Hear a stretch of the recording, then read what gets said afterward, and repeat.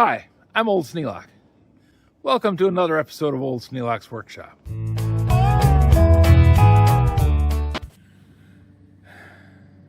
Well, Avald wanted to move that big 700-pound bale, and fortunately, he hooked up that hoist and had it all rigged, and we picked it up and slid it up onto the tailgate of the truck, slid it into the truck.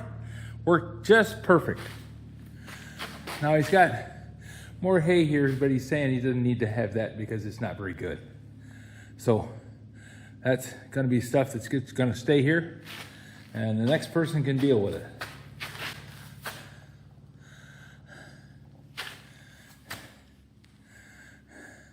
It's amazing how much clutter you pick up in a lifetime. They've been living here now. Oh, good Lord, it's been a good 40 years.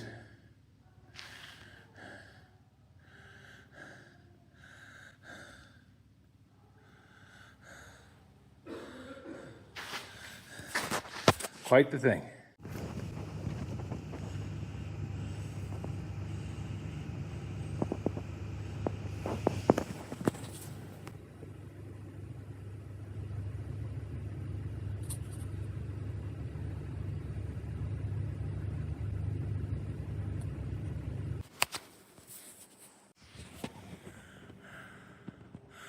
Well, it was 2 degrees when I woke up this morning.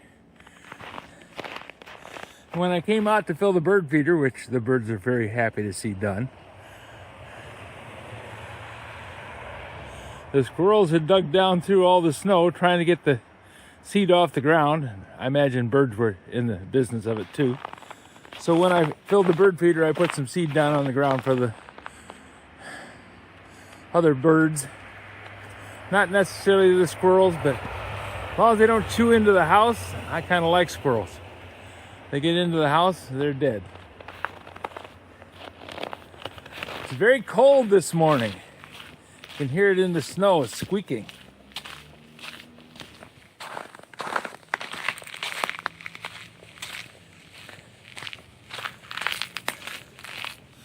When I went to open the door on the garage, it had frozen.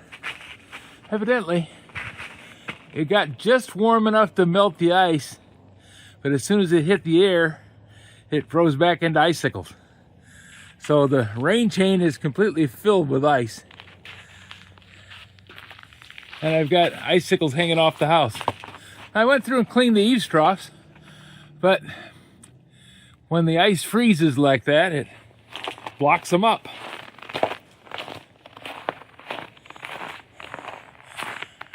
Now my sister and her husband are moving.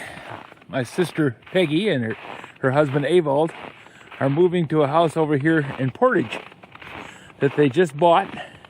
It's a beautiful place. It's got a setup for a horse stable, and my sister is a vet tech. She teaches vet tech at Baker College, and she worked at Dickman Road Veterinary Clinic for a number of years. Graduated from MSU's vet tech program. So she loves horses. So I went over to help them move, and they said the thing we'd like the most is to have that big bale of hay taken out of the barn. So last night I drove over and we loaded up the bale of hay. Avald has a hoist there in the barn that works really good. We picked it up and slid it in the back of the truck, and I drove home with it. Halfway home, I realized I needed to check the address and check the map because I didn't want to go the long way through Kalamazoo to get there.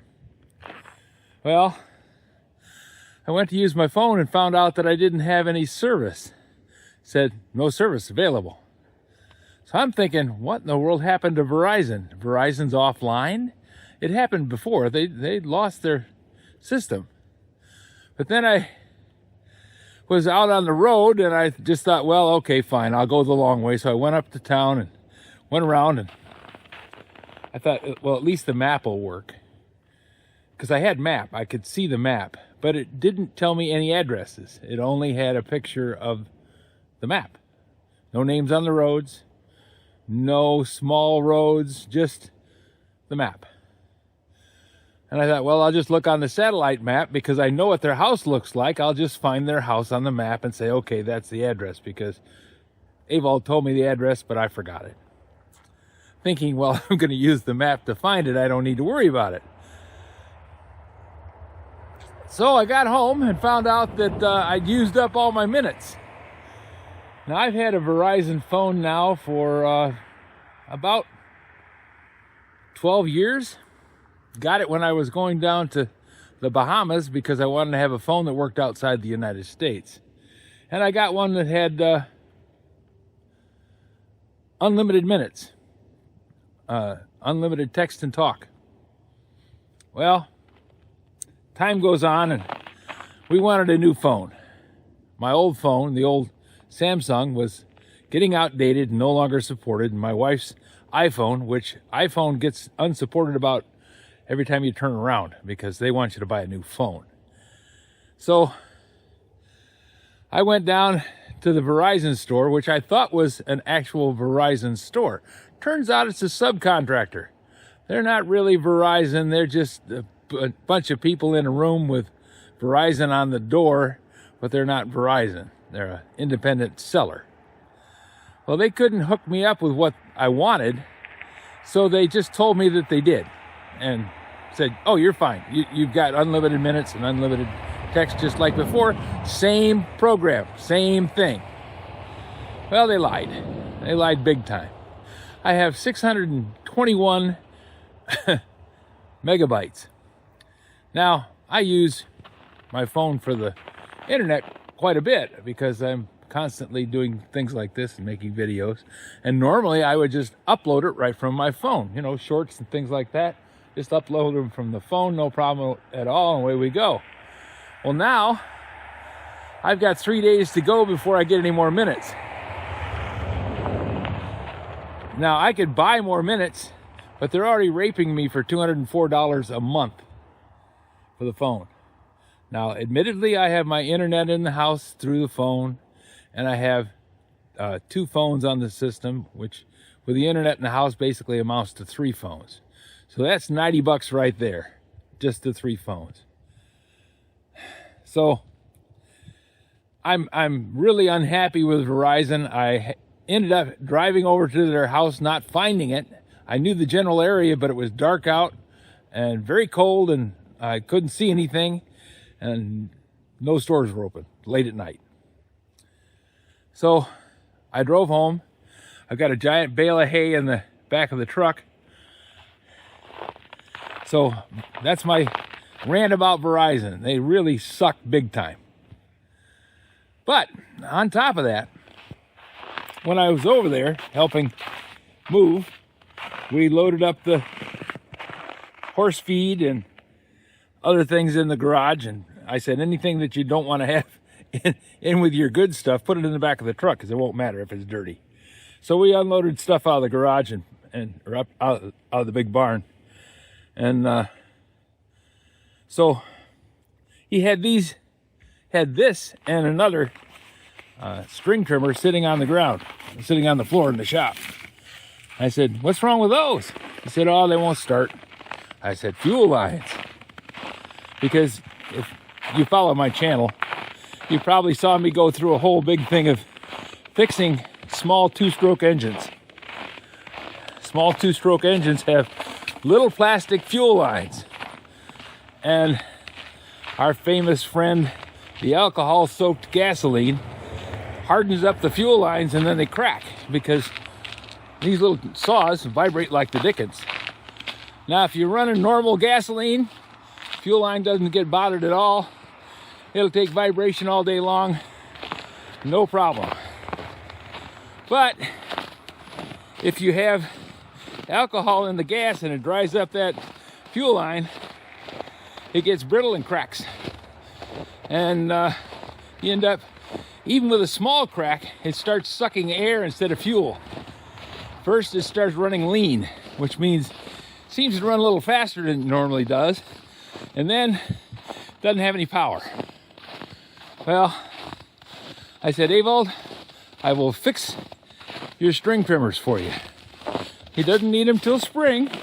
He actually doesn't need these at all. He's got another one. He bought one of these at a garage sale, and I forget which one.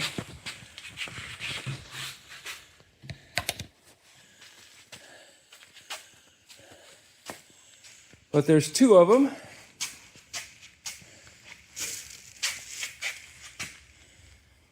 A home light and a Poland.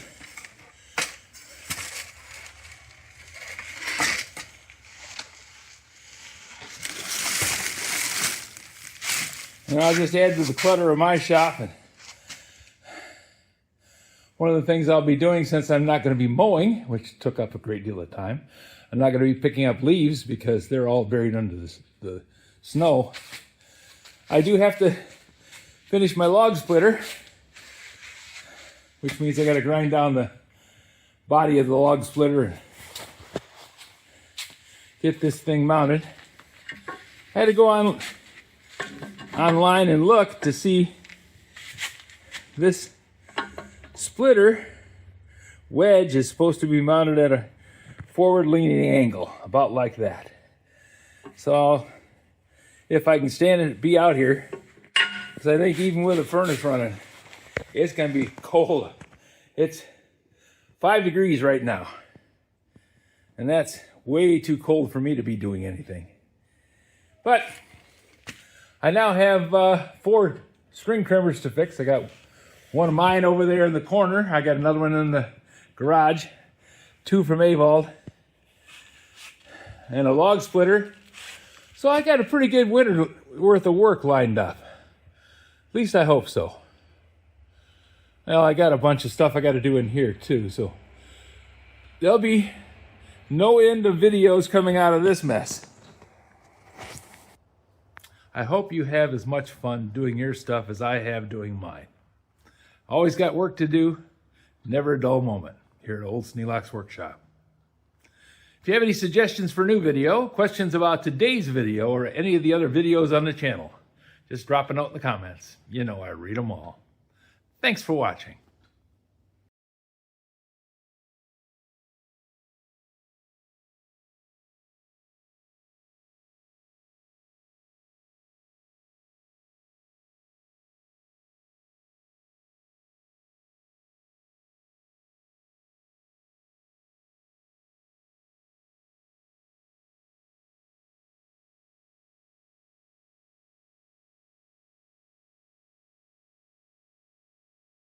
This video is not to be viewed by anyone under the age of 13 in the U.S. or 16 in the European Union without the express written permission of the parents or the legal guardians of the underage person. Such written permission must be on file at the local government entity in charge of enforcing the rules and regulations established by the FTC. Anyone violating these terms is admitting by default that they hold harmless the owners and operators of this channel. Any and all questions should be addressed to your local branch of the FTC.